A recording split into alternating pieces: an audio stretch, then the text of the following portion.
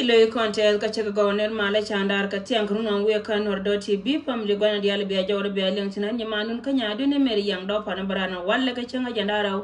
ka payen baro pana ron ba do dara wuri jananti ko be non lora ka tungen tina wi mon kelew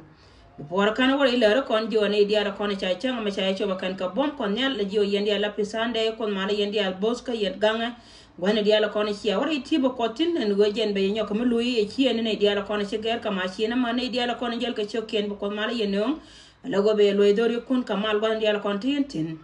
larin goro go balar kono joma we ka refugees diala kono re we ka kenyen gori we ka kenya chete ka michael matan machira latin ke 2-day backs en gojen ne de kono chal ke jino sudan ka ngar ka we ngar na tame la go te ka gati cha ka ka ne tero ka ka gwantin jira kono te jikume hiete ji waitin gwantin kono ga ka ne kentin mulo go ka ne te ta cha ka kan panken cha ka je ka passport South Sudan ba ne de kono chal ke ji waitin chal ke South Sudanese in kontre we in tame go ba ya la gwandi ala kono te yentin go mal la te ga ye ka kenyen ni won nya ngar ka ngar na ne de kono kwale chole ji doar mu chal ke no Sudan te kono ki ben ka dag doar yente cha wallo ka South Sudan ke passport South Sudan en go kan panken lat ka ti je kan bayendi al jo won tan panken ite to cha ka banana cha kam na ka cha jala go go chi karin ka UN chi ar ko kan ke refugees ala go kan panken waro den bel ka UN cha ko ger ko kan panken cha ko ji gwandin kono na kanatin entamana me jen panken na ite diala to chi kan ite kono chal ka ji South Sudan de rai me de jeling ba kuma South Sudan especially ite kono chal ka ji embassy titere we ka Kenyan go kan panken tama de na me de ko de jo gora to pujen go mi chi pentida neno kono chal ka ji humanitarian tele kuma longtin dung do passport South Sudan mo tama ngar na ka jagwan diala kono tane ite to takatin banna me ba kam ne tin kontre we go biya jel kon biya ti special ngwana doli en go anta me chine de kono tin tekati jete chalat ka ke ya la go biga pe kan ramala South Sudanese ko jen panken batin diala kono chalat kan panken ba ka chol kan tin kon la ramala ran South Sudan ko jen panken ke passport South Sudan ba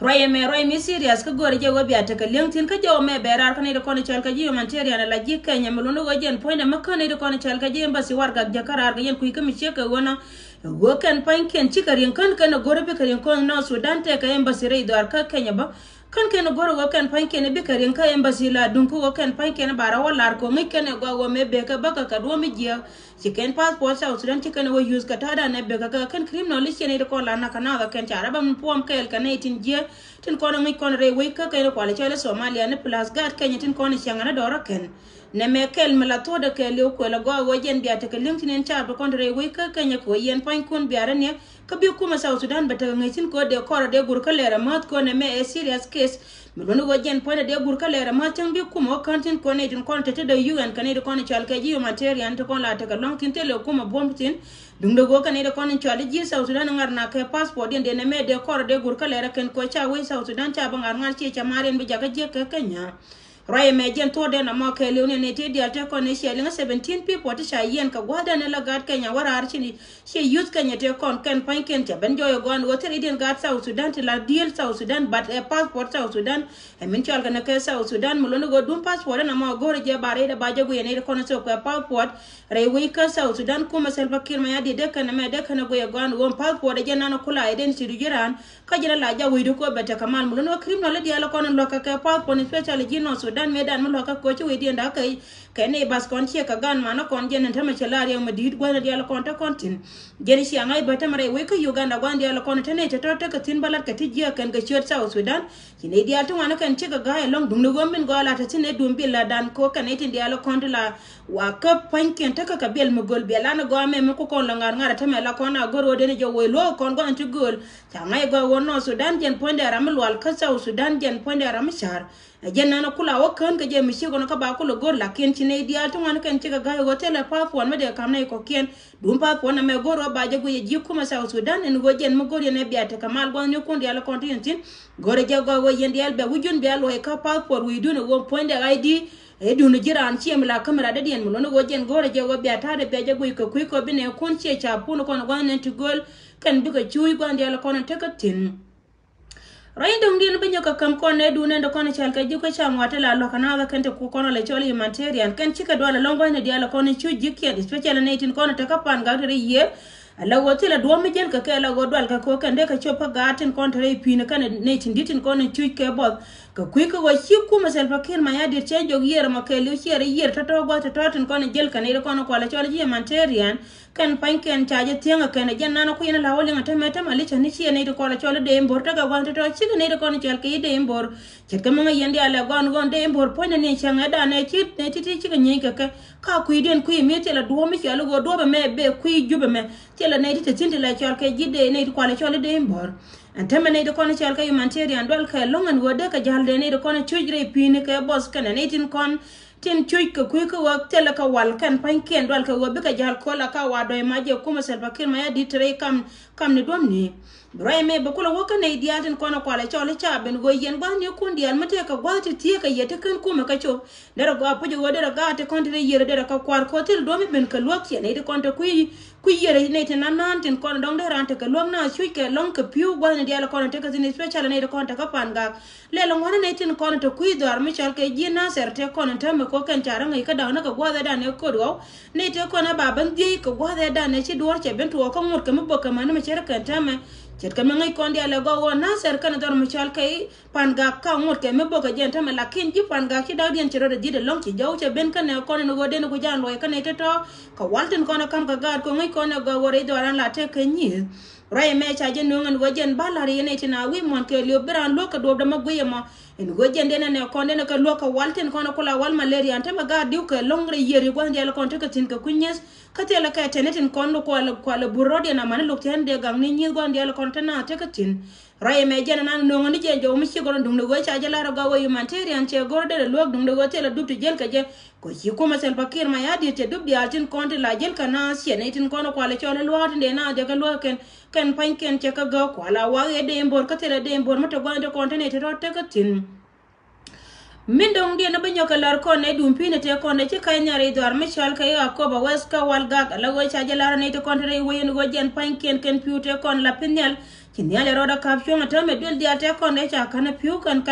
ci kan ta lo lar ko nyal ko jen ci piu ci ka wopin cara ga ikatam ni go ne dia la kon la te ka tin yani jangay go ka korpo ndero te kon ne ci jo na nan ponde akoba west chengte ka ri mi de jen me de nyor ci nyore we ko ci matal ci tenga piu anda men tiara la tiara nyal ci matar nyal jen wa charo da gay ke piu te lo mi de lon ko piu tin kon re mondan ka kan kon ndaka na ba ken anda me ci piu to ci ka loñ piu ma te lo wa te lo mi di ba nyoka mo lo ga je yene tin asen wo biya te ka lentin dum do go piu to kon re do ar ka tin kam ni tin kon chal ka kam ni ge ni ci ka piu la pinya tin kon la da ko ken ni pin nyal dum do go cha je la ro ci nyal ke ro da kap chong ne me kel mo go ba ka joye da ne cha lat ba go ci ben ke piu kel ba mo da ka mete tin mo nas ke mi shot ke ka ku ko de ne titi ni walde ka je ken ko de del wal tin ten ko ndong la tin na te ka tin kilin tin ko la lo ka ga tin de ka non wal ro me we ka ne ko ne chal ke ku me jongle en go de ne te to de ka lo ken ka ku ko de ka non wal jo me jena na de goro wode nyoka malara kon ka ku nya le da ne chana report ka ko ba ka cha la go ci te ci ka kan ne te dia de kon te ka ko ba west mana na itin kontin wen rai lo ko ku me we ko wor county and ma che te ka gwati tiene te ci joy ka ku ko kin yar te roda kapchon kit ke me sia jenen panen go kon ne kon chal ka inor do tv te ka pen me cha ka lan nyal ka pe kontin konam let ko kon gan war dial wi mon ke lew ci loy de che te da long ka gada na ni pe mo che je leben to gor nwer tv me che moy ke lo go me chet ke do no do tv en go jen chene respond ka do bluza che ben ko ka che lar na ye gon go jen point de lo ne je go balada mo belat gada mo tin kon le de ka to go la wo jen point de tele mi jema che lat ba jo me ba ku la ye ka wo ye da ne kam ne pe mo rar ka je chine lung do wo chi le go chat ke lo go nor do tv dung do go jen te ka me sha lat ka ne tin kon lat nen ko wo jen point ne lo go ma jenan la ngi ken ran ka ku ka mi che ka wona te ka post mi che post en post mo chine tin kon chal ke ne kon dit chi ga yar no go ne dial tin nan ta nor do tv cha yo da ka ken ko ken cha lo dien che yar dung do go chi ka da mo cha apology che lar ye no dial ka ku ka me dan che we lar la ka je ken ke jokes ke pose chi anen ka jama me ku ne le moy ka cha ba ka ko ne le sababu ka je ko kon ba ka je gor mun no go jen point ro mi chi ka wona jena na chi to ka je chi gadan che mon ka je ka ya pe nyam dun yen dies ka dial chi pose mo chi ajenen che lar gwan go ma le ka kui ko jen point na mo le je la jok che ka ngar gwan na te tin chelo ne je kada mo la gor to go long ka tv de she ka chana le menana she le ben cho gor nwer tv men chat ngada kade kine long no go jen point nwer tv ba chola ne dia che ka men cha cholo wan me chaka je cholo nwer tv de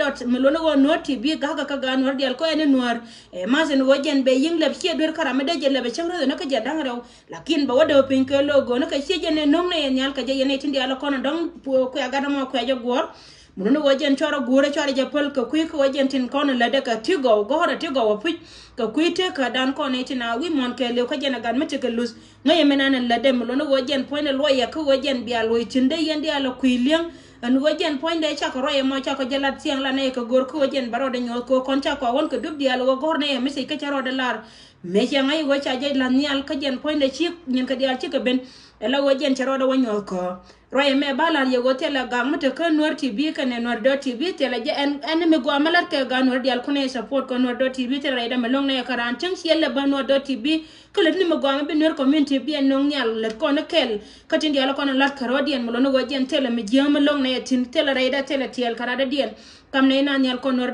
tv che to men goriye ne go ga me kui ko wo gor ne wo ba ka ga ma ba ka jalar message na ne tin ne chop ka ne tin ko no ko la chole dia daran chelu irar ka chama le che lar ne tin kono kwale chole dies ka kui post na mo e cha ne na ken ka chelo dien chika je cha ngai no anwar tv me ku post ma ku je post muno go jen che lar ye dies dial ka che wo immediately ne go ha na ne chine roi ka je muno go gor ne je ngada mo ka la liang na tin dial kono la da ko ndian matellet kono go me ku ko ban information man je top ka je na ram kel ka ne de kon lat ka to mission en che dor che je post jen point la waje je go de hello wo jen point de chembo barara ka kono ndang diok la waje je wo jen point la da to mu kuika mi sheka wona to kon mara ba chaka apology chaka kam ju ko te ka document no me chaka chia kon ira kon chal ken wo tv malay gan wora men go anan chiro e me chi je kwen ka chine roi ka je melono wo che ben nyamdu as nyim wor mi dit ka lad lad nan ladi melono wo chi lo de che tes ka we nan chi respond ka je wor ka won nyam kan ta mo ban lad ke nor tv ka ne nor tv ane nor mi chiro de ler mani nas tv go ne dia la kon te ka tin ko kon kel to melono wo ti dia la kon le ka doran telle mi jeo mi shala daga da me gorne ni wajen baka jangai ka chero da nyoko ray me jena de gorde go ni ri ka de la ne dia ni kono ko nga go ko gori na wi mon ke le chara je pore wo bia no tv be je polo wana ka won nyam lo no go mo wote ko gwa ka gu kityang che ka ta no to ko ken go ka bena ba barar ko ba tam table ba lar ne dia len konti ling ne ken especially ne tin dit ko ku le ratin kono be gwa be ka lar ko la rar chet ke me shala yo gore pai baro me woden pai ba dag ba lar ente me shala ma che ko gwa matot medela be ka ngara mo no go bitam table che go letin kono bilet ka kon ka pedan ka gwambia news bi akale nga joko news ga no taka ka wuke dien ma bala liep ka kana jen point ba balarie ray me jena de gorde lar kono wujante jena ka queen and konte ka kan special ne to kono kwale chole ji dar ma chol ka South Sudan tin kono go ka ne tin kono tere we ka Kenya la wujun kana me cha larie me no go jo me berar ka ji humanitarian la ji Kenya cha no ken ka dop na ni chol ke dop UN ko chine titi ka wajien me cha me ji ma cha la kan chi ga ka UN ci ar ka kan chi ota ka passport South Sudan muno go koncha ngar kel ka gatin kono chal ka ga no Sudan kono ka tije ka titi kan kono ban no yen walle kon mala ko te kel ga nya ya ka me jo ya happy Sunday once again kene dia la kono chi changa me chi je chop ko kot kel akon mala yen dia po ka yen dia boza ko ne dia la kono yen tin baro ga ra ta manda je ka ta no kon to go to we ka benta yang do no tv daiwa